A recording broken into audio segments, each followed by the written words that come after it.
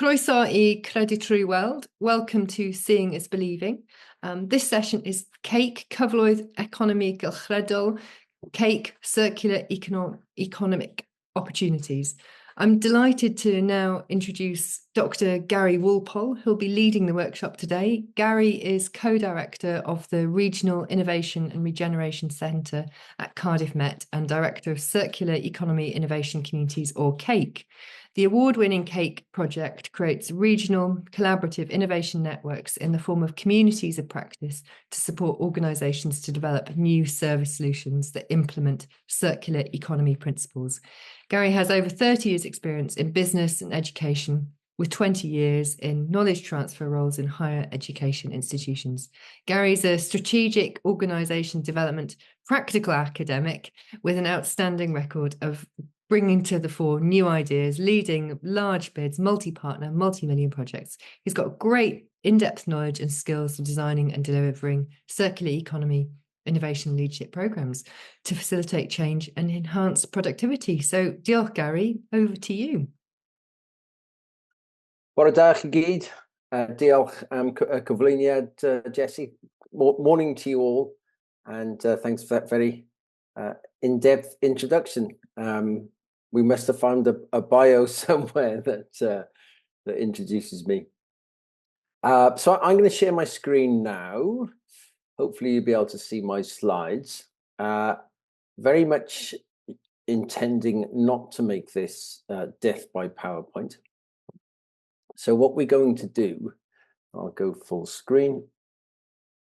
I can't see the chat now, so please do shout if you would like to ask questions. I'm not averse to that at all. What we're going to do is break twice. I've got two videos to show you about, I think they're both about 4 minutes. Video case studies, I suppose, is how I would describe them. But 4 minutes is a nice enough length to give you a good insight to some of the interventions or new service solutions that we've captured as part of our program. I'm pleased to see that Martin has joined us from Bluestone. The second video I'm going to show you, probably about half an hour in, is a case study of what Bluestone have done, or some of actually what's been done. I think we actually captured that video possibly 2 years ago now. So that's the way we'll structure it. I'm going to answer the question, as you'd imagine, where I think there's opportunity for rural Wales to embrace circular economy principles, and in that respect to drive value and jobs into the region. But I'm going to answer the question in 3 ways. So circular economy, a little bit of why we need to transition to a circular economy, because I think that's important. Just a touch then on what the circular economy is, what that term means, and then a lot more of the session on how we can transition to a circular economy by showing you some short video case studies that demonstrate how circular economy principles can be applied within our organizations as they stand. And actually, new organizations are very likely to grow and develop that apply circular principles. So that's what I'm going to cover. Jessie kindly introduced us. So it's Circular Economy Innovation Communities. And obviously being in Wales, we phonetically say cake rather than ciec. Cymunedau Arloesi Economy Gylchredol is the Welsh, and we do have a Welsh logo, but it's not made it onto this side, sorry. We've run the programme, which is the Innovation Communities programme, across South Wales over the last 4 years, delivered by Swansea University in the southwest, as you'd imagine, and Cardiff Met in the southeast. So we've run across South Wales. Up until December of last year, we had European Social Fund money, the last of that money. And this year we've been funded by UK government, the Shared Prosperity Fund. And we're really hoping that the new Labour government whilst they've removed the label levelling up, will continue to support programmes like ours that are in turn supporting organisations across Wales to understand circular principles and then implement them. And obviously the implementation part is the important bit. So just a little bit on the why. Circular economy innovation incredibly important because the climate related disasters that we've been experiencing are due to largely, and I'll show you some stats on that shortly, the linear economy in which we currently operate and live. And the linear economy basically operates on a take materials, resources from the earth, make something with them, and then discard or waste in some way. Just some of the stats you'll no doubt be aware of, the climate related disasters that have been going on. Those have increased fivefold in the last 3 decades. This year, in fact, it was last December that 4 people died in the UK. This summer or late spring in the Aosta Valley in Italy, but also rises in Switzerland. Flooding there cost 9 billion euros. Last year, the EU wildfires, the worst affected regions, there was a cost of 4.1 billion. Lloyd's of London, their figures published in 23 showed that the average losses were 20% up. Lloyd's of London is the largest insurance market in the world, and that's the chief exec was quoting those figures, John Neal. And in the US, there are regions, particularly California and Miami, and obviously the most recent, as in last week before, hurricane has shown that some regions are becoming uninsurable. So there are areas where you can't get insurance policies for businesses now. So unless we start to transition to a circular economy, it will become increasingly difficult for businesses to operate, because without insurance, it can become very challenging to continue to operate, particularly in regions where you're going to be affected more so by climate-related incidents, disasters. On the positive note, last year in 23, the net zero sector, not my favorite phrase, but that sector grew by 9%, whereas the UK economy grew by 0.1%. So there's huge opportunity for us to embrace the circular economy and develop business and opportunities through it.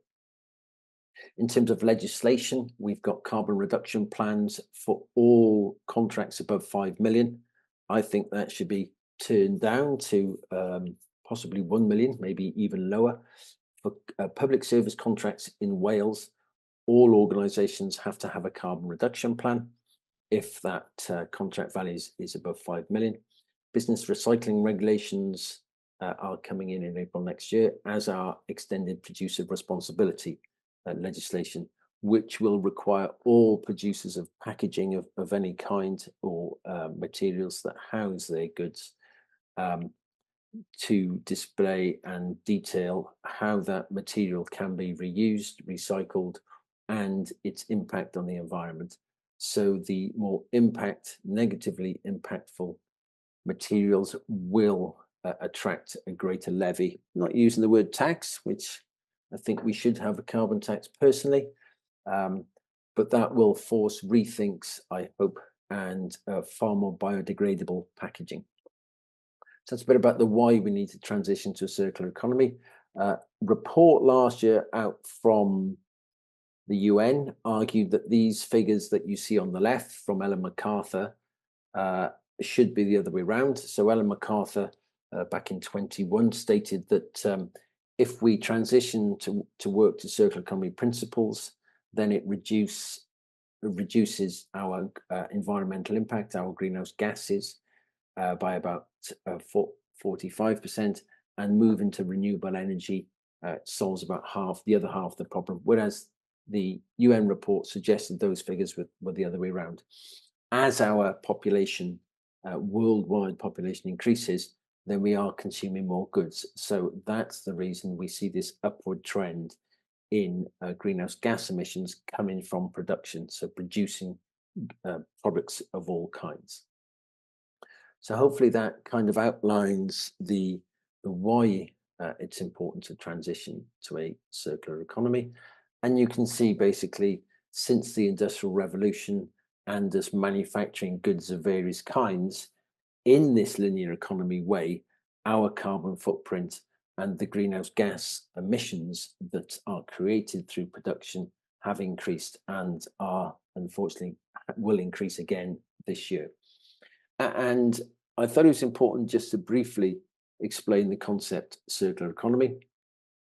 And obviously, it's the opposite of the linear economy, where the linear economy is where we've been operating for the last 300 or so years.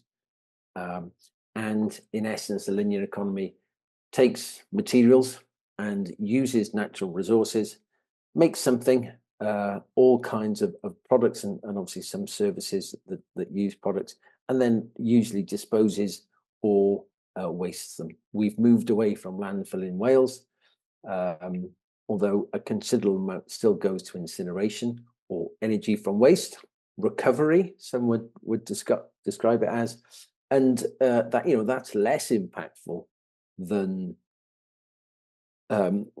landfill. However, energy from waste is still not ideal in terms of obviously its polluting factor, and it does contribute to greenhouse gas emissions. So there are three principles to the circular economy. Wherever possible, you design out waste and pollution out of our entire systems. So the phrase that designers use is cradle to cradle design. So you design something so it can be completely reused, and where possible, make it biodegradable. And so basically you keep materials and products in use as long as possible. And wherever possible, we have to regenerate natural systems. So biodiversity in the UK is at its lowest point ever. And we've lost about 60% of our biodiversity in the last 3 decades. So we do have to arrest that decline. And in a diagram format, as you can see, what we should be doing is designing products so that we continue to use those products, and wherever possible, design products as services. So, large ticket items like, for argument's sake, photocopiers have been leased to organizations for years. And in essence, when people used to use the laundrette, you pay for a single wash or you pay for a single copy of something. And when the service is designed so that there's a product involved, there's far more emphasis, and it's actually economically advantageous for designers of products to design a product that can be repaired and will last for a considerable amount of time if it's delivered as a service, because obviously they will design something that can be reused, repaired, remanufactured, etc. Okay, so that's a brief outline of what the circular economy is and how it works. I think the easiest to engage with outline or operational model for a circular economy is the waste hierarchy, or 10 R's. And I'm not going to go through this in detail, but I think it's important to understand that the first thing we should be doing is refusing to use some products. For argument's sake, drinking straws. Beyond medical use, what's the value in a drinking straw? I'd argue there's no value in it, so we should refuse to use them. I'd also go as far as to say is single-use plastic bottles. Again, there's no value in them. We can drink from taps. I'm old enough to remember when we did that, and using a glass and water from a tap performs the same function as buying a plastic bottle. Right the way down to recover at the bottom of the waste hierarchy, and that's obviously energy from waste. It is what we're doing with a lot of our black bags currently. So that's the waste hierarchy. That's the way we should approach our thinking rather than the traditional linear economy, which is that repurposing and recycling of materials down at the bottom. So I've given you a quick insight into what circular economy principles are. And now I'd like to share with you an example. And to avoid some of the issues I sometimes get when I'm sharing slides, I'm just going to stop sharing my slides and going to YouTube, where I can then better share the video direct from YouTube.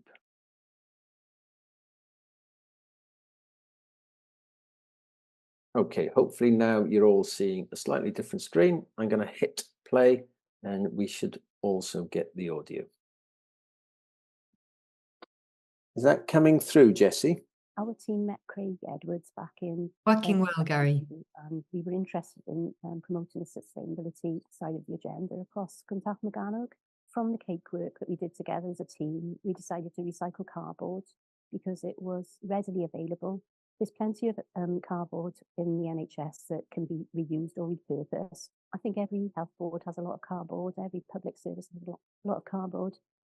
Here in Cymru Morgannwg, University Health Board, everything that is delivered by NHS services is delivered in cardboard packaging. So that could be food, it could be medical equipment, it could be anything. Waste cardboard that comes out of Cymru Morgannwg would go off with our current contractor, shipped abroad, which obviously has a massive environmental impact. And Elite are able to collect the same product in an electric vehicle. That's sort of closing the loop, I suppose, for circular economy. The product is shredded, baled, and sent down to South Wales Police for the dog and equine department. So with our animal bedding, we have a wide range of customers, which includes the NHS. Our drivers go to the hospital to collect the cardboard. It then comes back to our warehouse here in Pentrabach in Merthyr. And what happens is it first goes into the sorting department where our warehouse sorters will go through each piece of cardboard to make sure that it's clean, then goes through the part of the warehouse where all the machines are, and it then enters our cardboard shredder. We then create 28 bales per pallet of cardboard, which is the typical usage that farmers or any of our customers will use. We then deliver it to South Wales Police over in Bridgend. So we were contacted by the NHS to become involved in the project to assist with a trial with Elite with our horses to receive a number of bales of the shredded cardboard. So we've had that delivered. We've trialled it for a couple of weeks now. We've utilised it with 3 of our horses. So for us, it's been fantastic to trial a different type of bedding. So with the cardboard, what we've found is that it's lower in depth than the pellets that we use. So for some of our older horses or horses with certain medical conditions, it's been working really well because it's lower dust. And what we've seen so far with the staff, they're breathing in less dust as well. And when they're mopping out horses every day, they're preferring to use shredded cardboard. We also found that our dogs really enjoy sleeping in it as well. So we've been using it with our dog section as well as the monkey section. We use the bedding for them to sleep on. It's we find that it's very good for insulation. It's spread around on the floor and they'll sleep in it, couch up in it, roll up in it. And we found that it's cost effective and it is good insulation, doesn't offer any dust. So allergy wise, they don't seem to sort of pick up anything from it.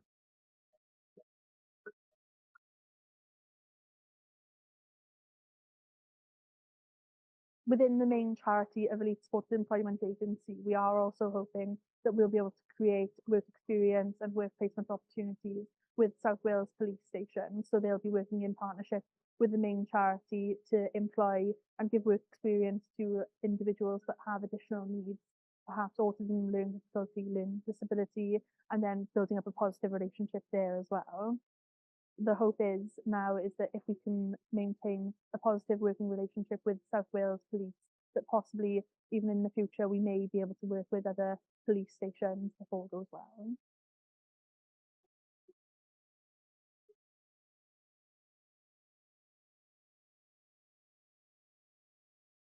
Okay, so I said that rather than give you death by PowerPoint, we'd do an introduction to why we need to transition to a circular economy, a little outline of circular economy principles, and then a video case study, which you've just seen, that demonstrates how CE principles can be applied within existing organizations. And obviously, that video there shows where Cymru Organic Health Board down at Mantrysant Hospital have applied those principles to one of their existing waste streams.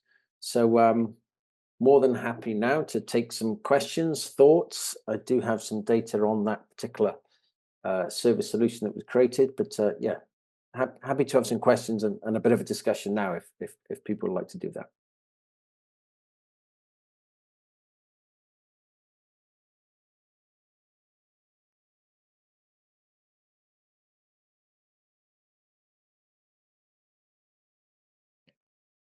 I'll just jump in with the question, if that's all right. Please do. Yeah, really interesting and nice. It's so nice to see these case studies, isn't it, where you actually see it kind of happening. I was just wondering how receptive, I mean, did the health board sort of drive this forward, or was it through your intervention and the project work to make this connection, and were the organisations involved kind of quite keen to proactively get on board? Yes, it was through our Circular Economy Innovation Communities program. So 3 of the staff from Cymru Organic took part in the program. Our program is challenge-based, so we introduce the innovation process and help people understand that. We introduce circular economy principles, and we then ask them to apply those principles in their organization. So in essence, the first 3 days, we do a foundation day, which introduces circular principle, then 2 days on innovation dynamics, some of the key models. And then from there on, they work on a challenge or a problem in their organization where they'd like to apply those principles. So in essence, the program, which runs for about 10 months, depending on when we start, there's the first 3 days, which take place within a month, look at and introduce innovation principles and circular principles, and then we support them to implement a solution. In this case, obviously, it was repurposing cardboard through the rest of the program. So it's very much come about through them participating in the program. Elite Paper Solutions, they presented on the program, and from there, Cymru got in touch, and the relationship developed from there. And South Wales Police were also taking part in the program, so we were able to link the 3 together. So not only obviously develop a solution for the waste cardboard, but then develop and enable an end user or a customer for that product. Elite were previous to this recycling paper. It was mainly shredded paper that they were creating for small animal bedding, and some of the smaller pet outlets take their bedding from them.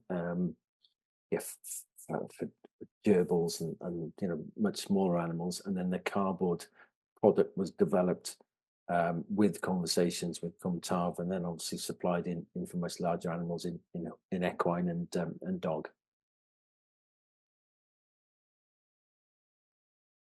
And is the cardboard cheaper as well than? It is. It is marginally cheaper. It's a better product because there's less dust, and it saves Cymru money. So I'll just go back to my slides briefly, and then I can show you the stats. So 500 kilos of carbon footprint saved. They're saving money, which the health board were very keen on, and it's supported employment in Elite Paper Solutions in Merthyr. So there's both a circular value in the new intervention and a foundational economy benefit. Okay, diolch. Gary, hefyd mae cwestiwn yn y sgwrs hefyd. Gary, there's a question in the chat, and I think Martin Lewis has a hand up also. Martin. And we can come to the chat, the question in the chat. Hello, I've just unmuted. Am I audible? Yes, you're audible. Brilliant. Yeah, I've seen that video a few times and I love it. It's great. I just, is there a bit more information about the onward journey then of that soiled cardboard? Because I'm sure that's an interesting story as well. Yes, that goes to where the previous product used to go, which is farmers in and around South Wales. So they use that as a binder, in essence, for some of their other animal waste. So that gets mixed with animal waste, large animals that make milk or provide us with milk. It's mixed with that waste, which then goes into a compost, basically, or is used for composting, both on the farms and in other places. Brilliant. Thank you. Lovely. And Gary, question in the chat. How many organisations do you have on the books or have helped?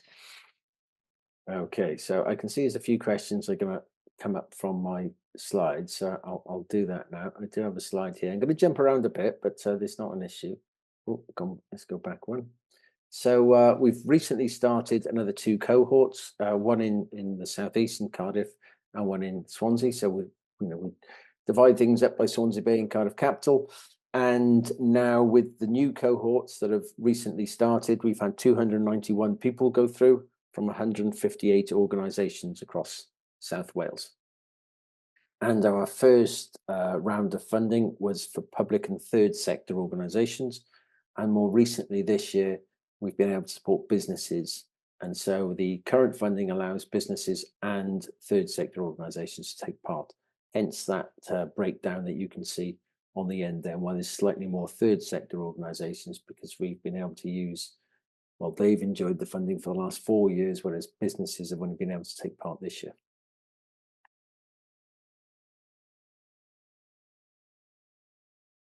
Okay, there was a question about the programme. And so in essence, the Foundation Day and the Innovation Dynamics is where we form the group of people into a community of practice. So they share their challenges and share their learning with each other. And also then they develop relationships where they understand what each other's organizations, each other's businesses do. So they naturally develop those links where they can understand what some of their challenges are and where they can help each other.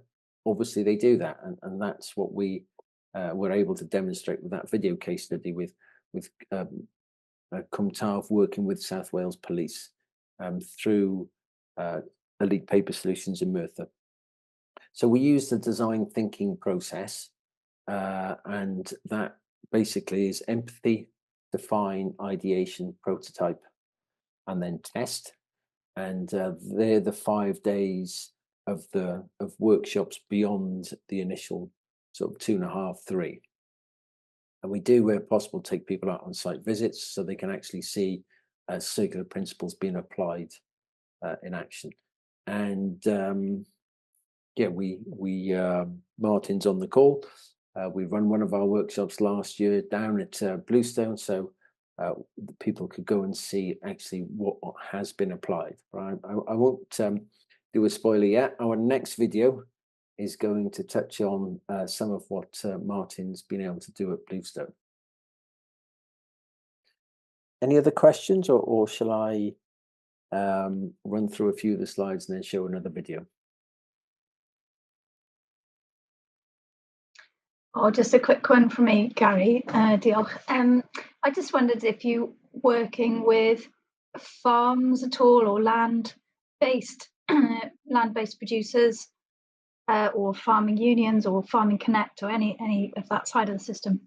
Any of that sector? We haven't to date. We'd very much like to. In fact, we've just been given a small amount of money from Welsh Gov to work with Aberystwyth and Bangor. And one of the areas that Aberystwyth want to focus on is working with agriculture and bringing them in and potentially designing a bespoke program for them, very much based on this outline that you see in front of you, but looking specifically at some of the farming challenges that they have in supporting biodiversity, but also in developing new products or services which incorporate circular principles. We have worked with initiatives around growing.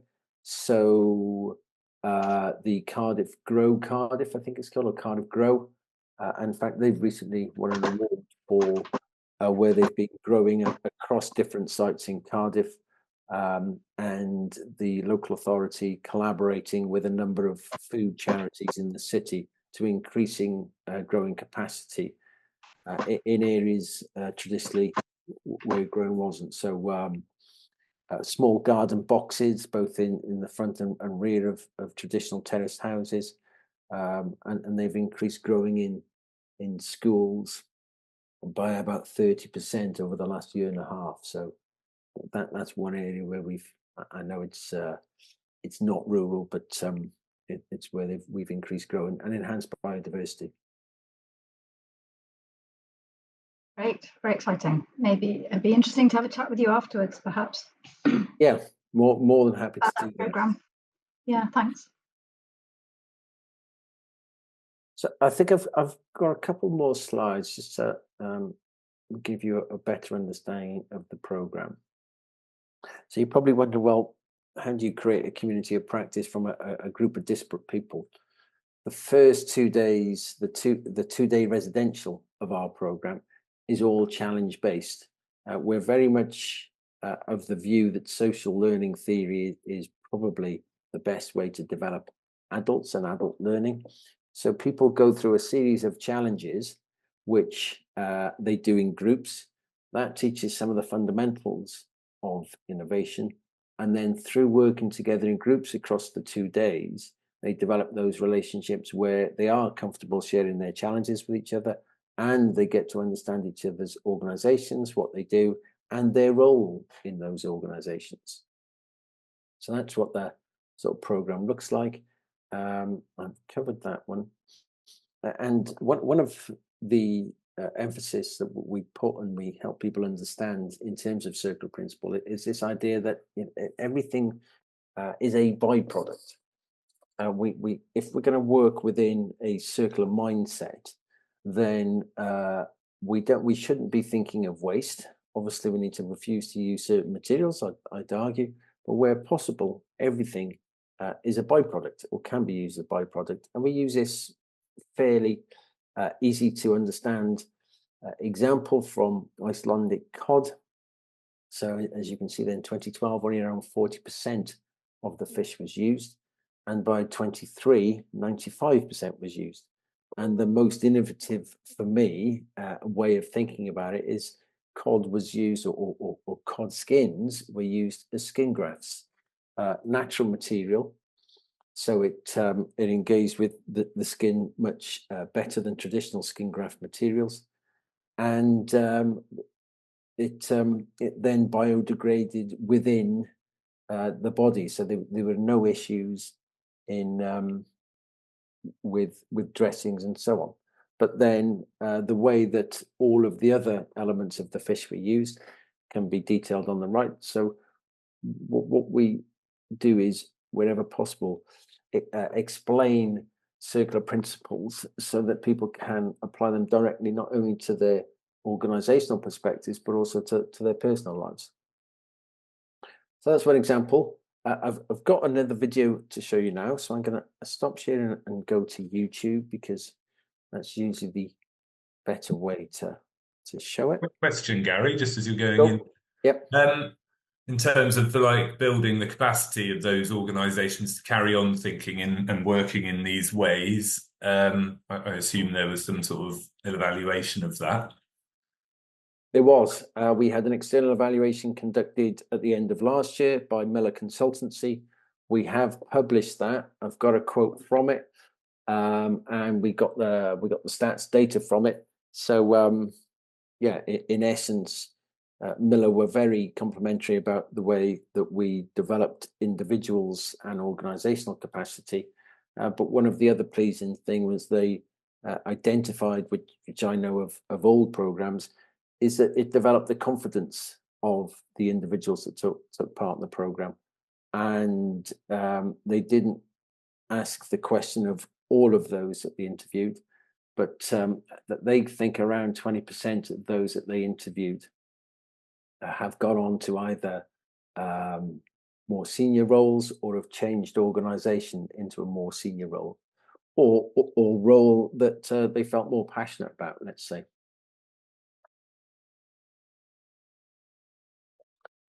Any other questions, or shall I share the Bluestone video with us all? I think crack on, Gary, if you like. Yep. With the video. Okay, and then we can move into a more, let's say, fluid Q&A. So in 2019, Bluestone set itself on a new strategic direction around being a responsible business. It created a new department and brought in a new head of that department, which was myself, to lead Bluestone in a new direction around waste, energy, and net zero ambitions as well. The key circular economy process that we have in place that we use as a great example to the business, but also to other businesses, is a really simple one. Bluestone has 1,000 sofas on resorts, sitting on one here, and every year around 100 become unserviceable. Doesn't mean that we wouldn't be able to have them in our own homes. We wouldn't be able to charge a guest to come and stay in a lodge with a sofa that was a little bit tatty. So when a sofa becomes unserviceable, we store it up at our back of house building. When we've got about 10 of them, Pembrokeshire Frame will collect them, take them to their depot, and they will use the sofas that are in good condition to be sold in their shop to generate income and support their charitable aims. The sofas then that need to be upcycled, they go off to the partner Norman Industries, who will come and collect them, take them to their depot.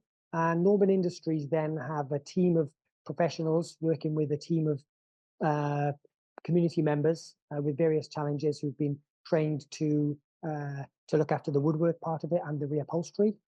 They will then turn those sofas into almost new, nearly new, upcycled sofas, which can be distributed into the community, including to the cafe that they run, Community Cafe in Haverfordwest.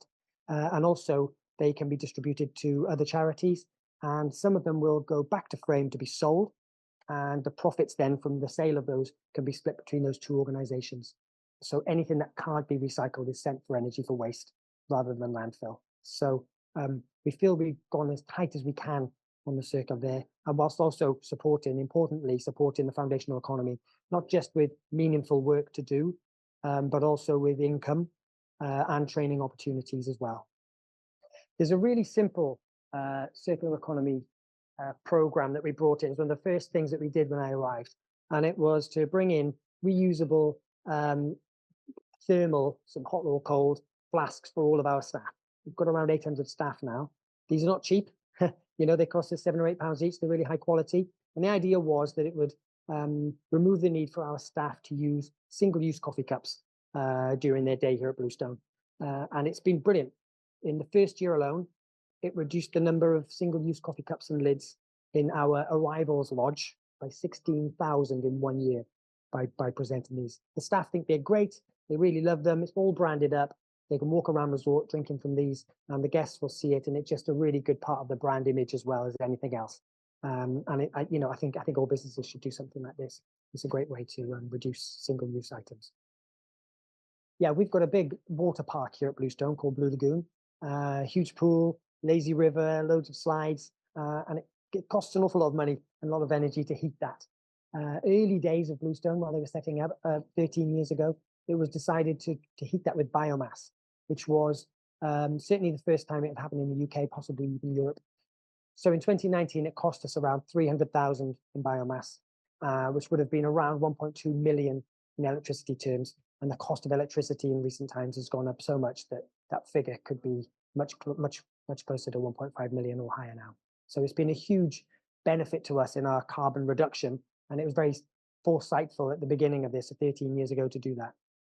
In order to ensure that the use of soap at Bluestone is as circular as possible, we've engaged with a local organisation called Motherby, based in Carmarthenshire, and they work with adults with various social challenges, and they make the product for us. We have reusable containers in all of our lodges, and we fill them up from large containers each day. Had we used individually wrapped soap bars in each of our bathrooms for all of our guests, instead of the pump action mud-by soaps, we would have used around 60 to 70,000 of those individual soaps every year. So it's an incredible saving on single-use items.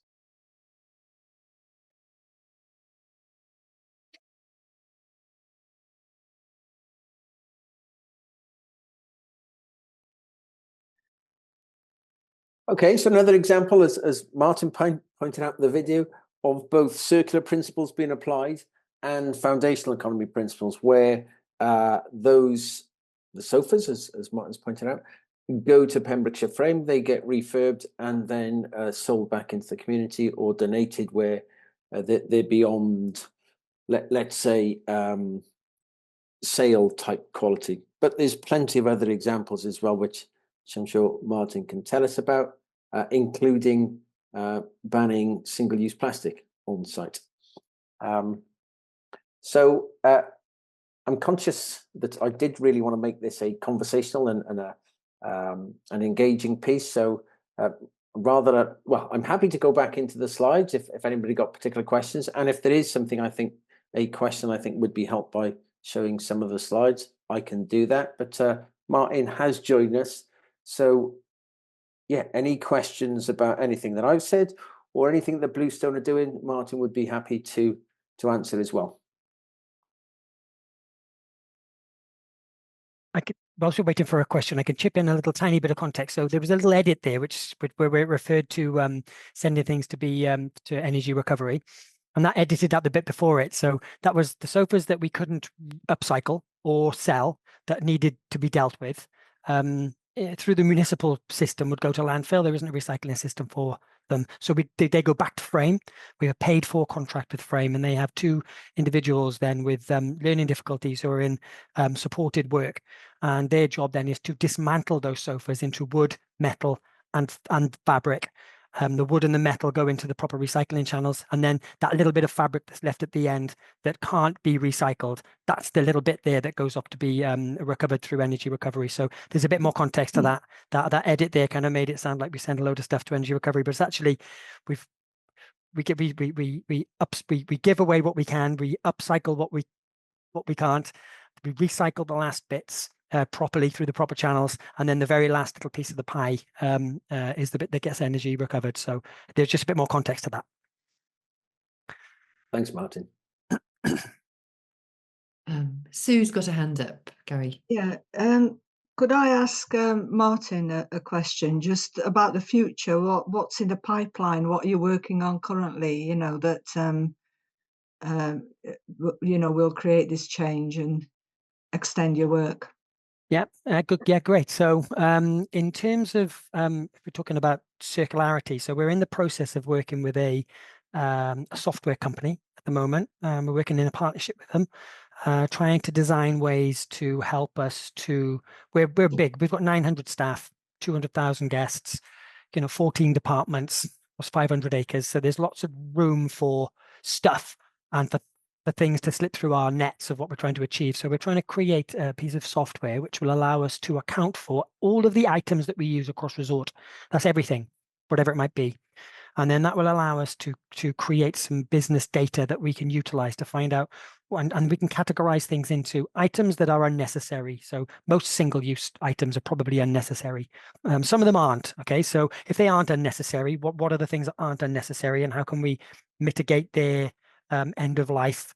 But we need to try and capture all of this information. There may be other things that aren't single use and we use them often, but when they reach the end of their life, we don't seem to have an output for that, and then they end up going, then it falls into that linear cycle straight away. So it's this piece of software that we're working on at the moment will allow us to help us to reach that target. So we haven't managed to eliminate all single-use plastic yet. It's part of our journey. We've got lots of things going on.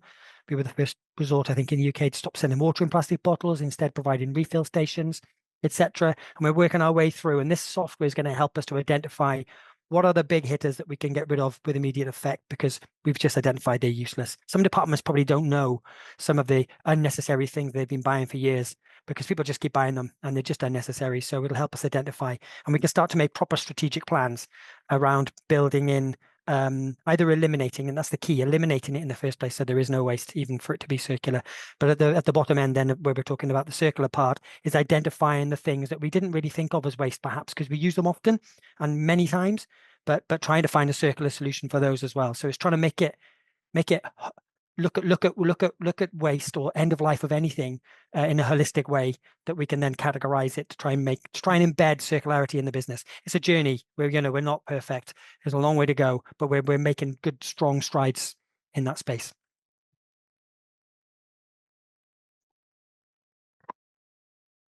Question from Tom, I think.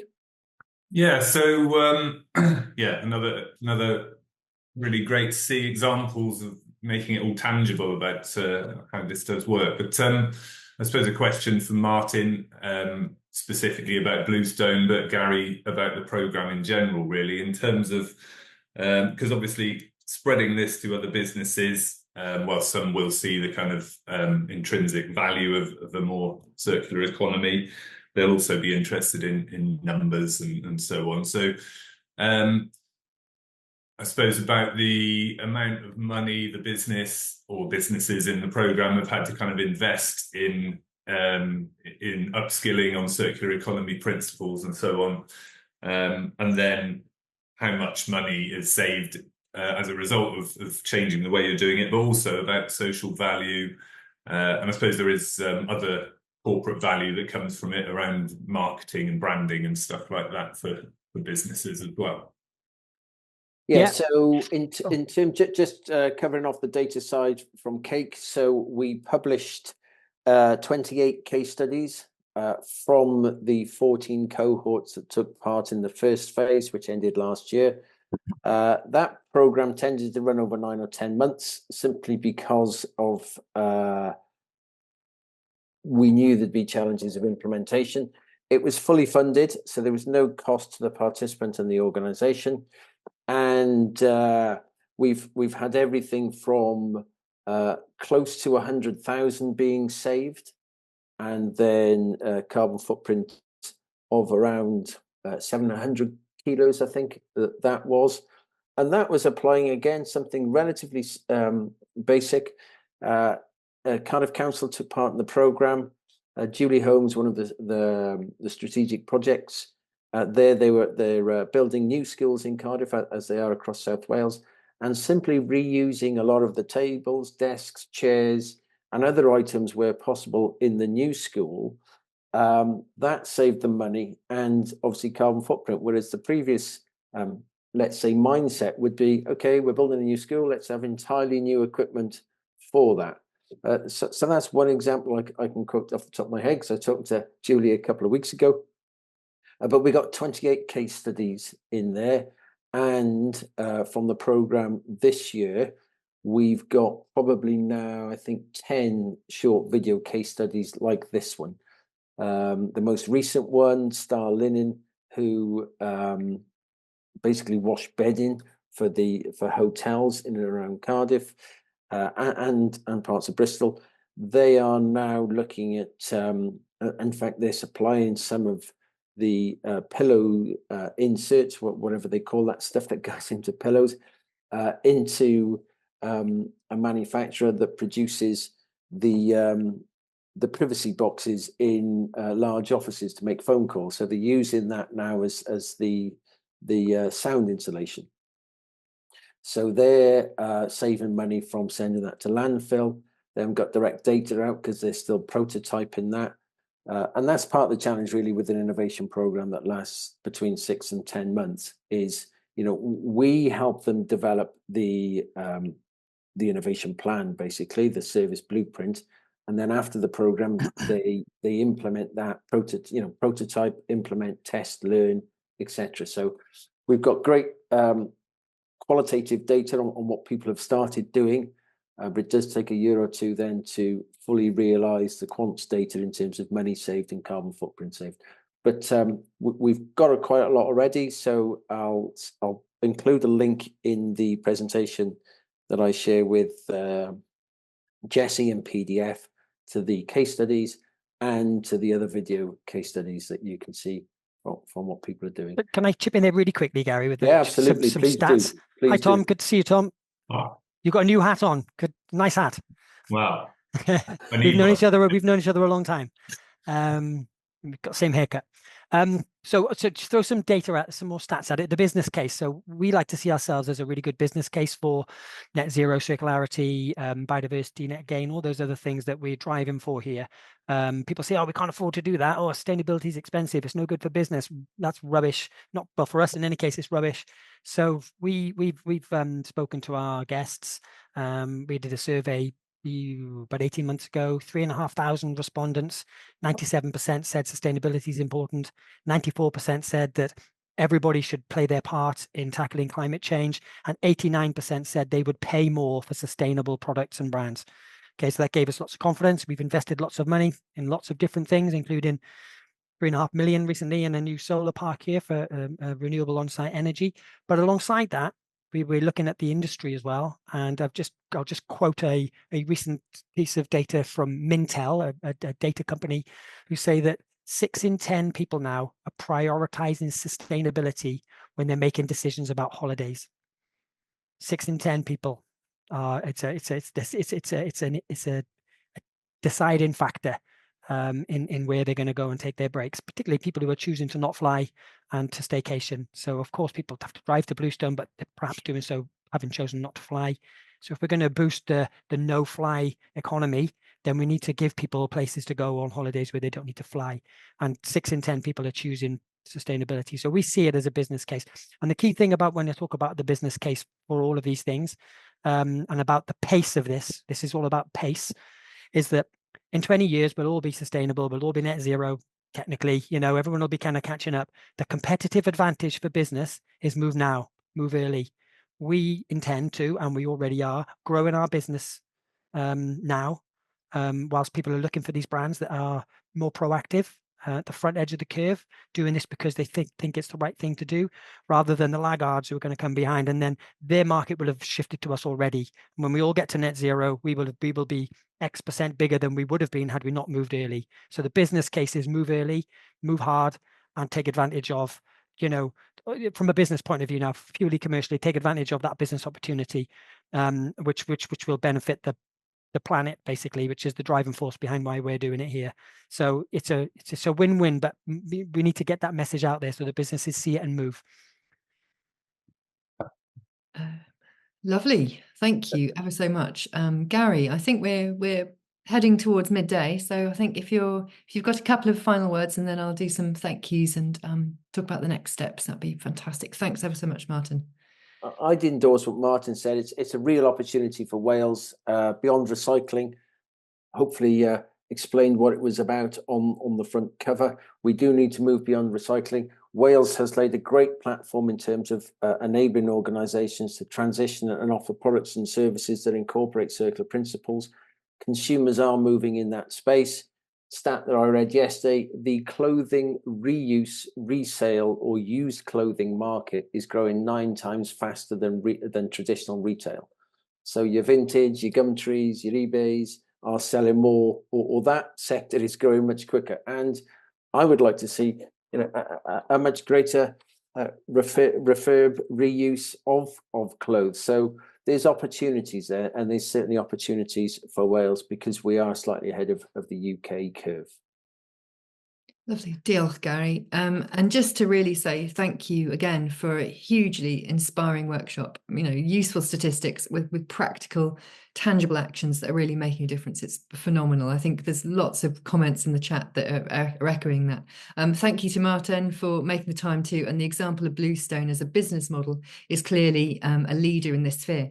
And there's much to learn from. And to echo both of you, Martin and Gary, it's been a great chance to share today.